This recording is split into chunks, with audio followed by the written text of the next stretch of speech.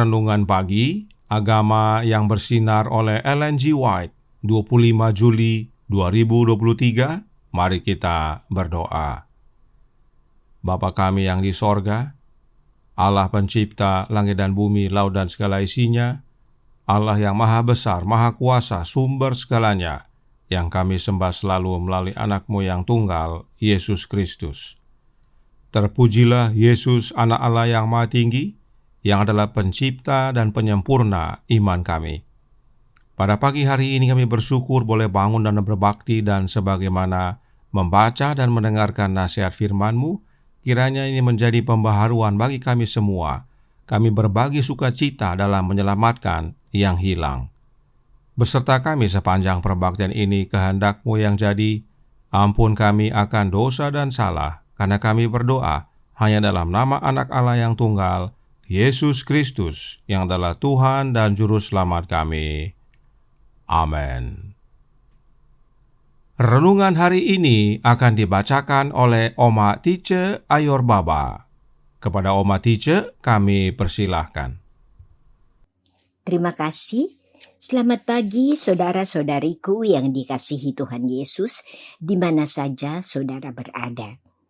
Bacaan renungan pagi hari ini, hari Selasa, tanggal 25 Juli tahun 2023, berjudul Mereka Berbagi Sukacitanya dalam Menyelamatkan yang Terhilang.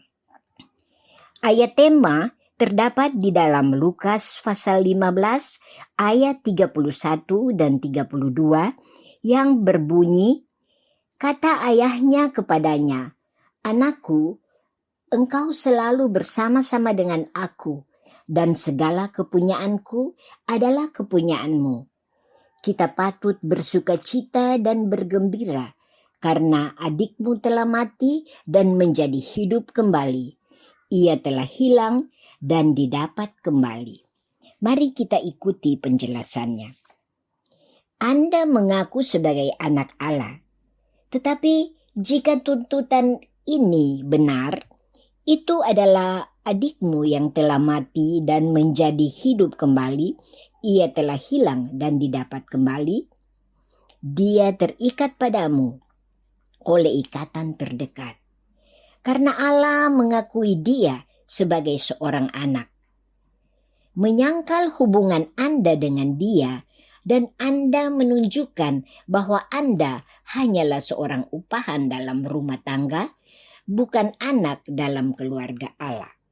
Christ Object Lessons halaman 211.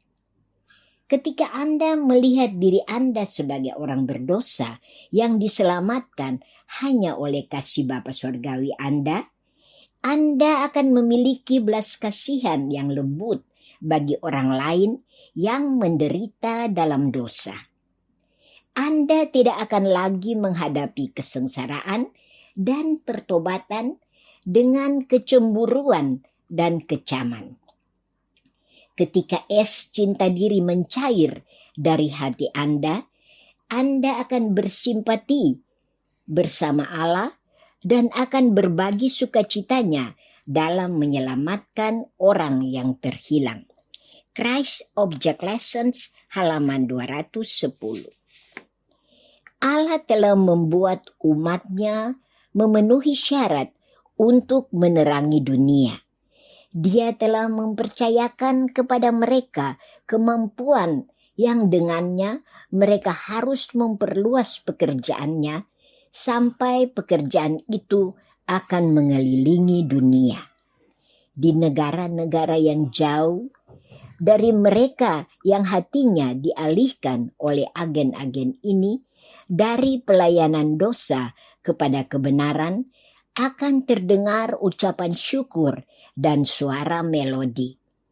Melalui nyanyian pujian syukur mereka akan diberikan kesaksian yang akan memenangkan orang lain untuk setia dan bersekutu dengan Kristus.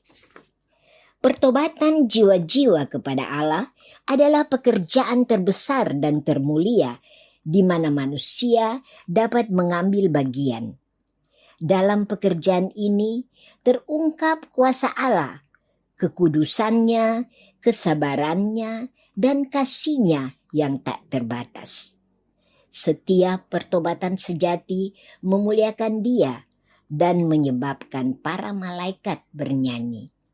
Dikutip dari Testimonies for the Church, volume 7, halaman 52. Demikianlah bacaan dan renungan pagi hari ini.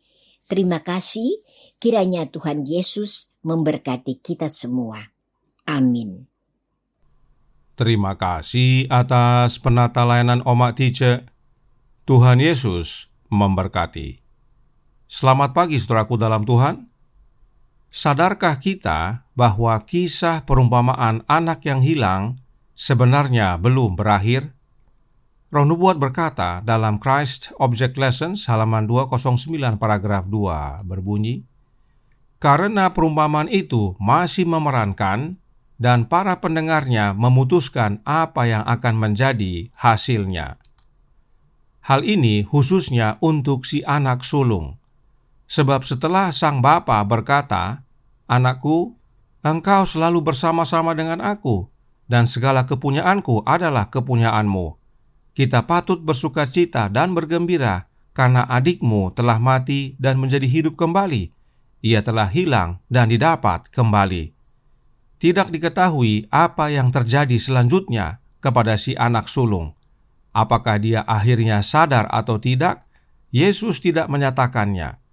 Itu sebabnya para pendengarlah yang memutuskannya. Mengapa demikian? Sebab Christ Object Lessons halaman 209 paragraf 3 berkata, anak sulung menggambarkan orang-orang Yahudi yang tidak bertobat pada zaman Kristus dan juga orang-orang Farisi di setiap zaman yang memandang rendah orang-orang yang mereka anggap sebagai pemungut cukai dan pendosa. Karena mereka sendiri tidak terlalu berlebihan dalam kejahatan, mereka dipenuhi dengan pembenaran diri. Inilah alasannya mengapa kisah anak sulung itu masih terus berlanjut. Sebab anak sulung itu menggambarkan kondisi umat-umat Allah yang penuh dengan pembenaran diri. Orang-orang yang membenarkan diri sendiri disebut Farisi, dan mereka ada di setiap zaman. Tentang mereka, Roh Nubuat berkata dalam Christ Object Lessons halaman 209 paragraf 3 berbunyi, mereka mengaku sebagai anak-anak di dalam rumah Allah, tetapi mereka memiliki roh orang upahan.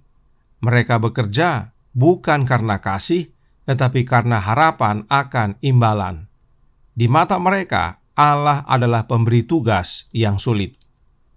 Inilah kondisi orang Farisi yang digambarkan dengan anak sulung, dan orang-orang seperti ini ada di setiap zaman. Saat sang bapa berkata, "Anakku, engkau selalu bersama-sama dengan aku, dan segala kepunyaanku adalah kepunyaanmu." Artinya, apa yang si anak sulung miliki bukanlah upah, tetapi pemberian oleh karena kasih bapanya. Jadi, baik anak sulung dan anak yang hilang sama-sama menerima kasih karunia bapa mereka. Ini penting sekali kita pahami. Perhatikan pernyataan Roh Nubuat tentang kondisi anak sulung.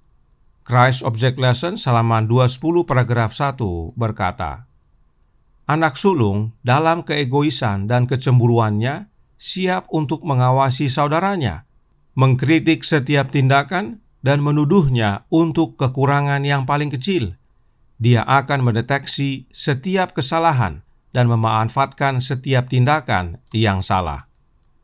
Inilah kondisi anak sulung tersebut. Dan kalau si anak sulung tetap dalam kondisi ini, maka dialah sebenarnya yang hilang. Dia bukan anak, tetapi seorang upahan.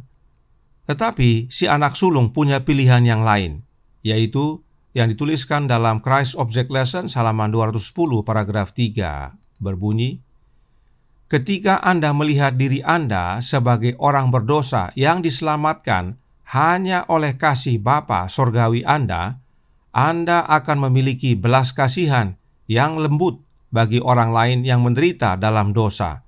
Anda tidak akan lagi menghadapi kesengsaraan dan pertobatan dengan kecemburuan dan kecaman."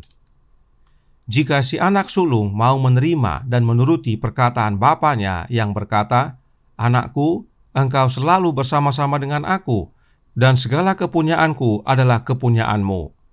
Kita patut bersukacita dan bergembira karena adikmu telah mati dan menjadi hidup kembali. Ia telah hilang dan didapat kembali." Maka pilihan kedua ini menjadi bagian hidup si anak sulung. Dia akan turut berbagi sukacita bersama bapanya karena adiknya telah kembali. Itu sebabnya Roh Nubuat menyatakan bahwa adegan kisah anak sulung dari perumpamaan anak yang hilang masih berlanjut, yaitu dalam diri kita masing-masing. Apakah kita memilih pilihan pertama, yaitu merasa diri benar dan melihat-lihat kesalahan orang lain, atau kita memilih pilihan kedua yang sadar bahwa kita selamat oleh karena kasih karunia Bapa, sehingga kita bersukacita saat melihat adik kita kembali? Inilah makna dari berbagi sukacita dalam menyelamatkan yang hilang. Itu sebabnya renungan hari ini berkata dalam Radiant Religion halaman 208 paragraf 3, "Ketika es cinta diri mencair dari hati Anda akan bersimpati bersama Allah dan akan berbagi sukacitanya dalam menyelamatkan orang yang terhilang." Es cinta diri tetap beku saat kita memilih pilihan pertama, yaitu untuk menjadi anak sulung yang membenarkan dirinya sendiri. Tetapi saat es cinta diri tersebut mencair, artinya kita sudah beralih dari pilihan pertama kepada pilihan kedua, yaitu anak sulung yang sadar bahwa dirinya diselamatkan juga oleh belas kasihan Bapanya. Dan jika kita sadar bahwa kita selamat hanya oleh karena kasih karunia Allah, maka saat orang berdosa bertobat dan kembali kepada Bapa dan anaknya, sukacita Tuhan menjadi bagian kita. Karenanya, ingat, adegan si anak sulung masih berlanjut, yaitu dalam diri kita masing-masing. Apakah pilihan kita? Biarlah es mementingkan diri mencair, dan kita menjadi anak sulung yang sadar bahwa kita menjadi anak-anak Allah bukan atas hasil usaha kita, tetapi karena kasih karunia Allah Bapa. Maka sukacita menjadi bagian kita dalam bekerja menyelamatkan yang hilang bersama anak Allah. Tuhan memberkati. Saya bawa dalam nama Yesus. Amin. Mari kita berdoa.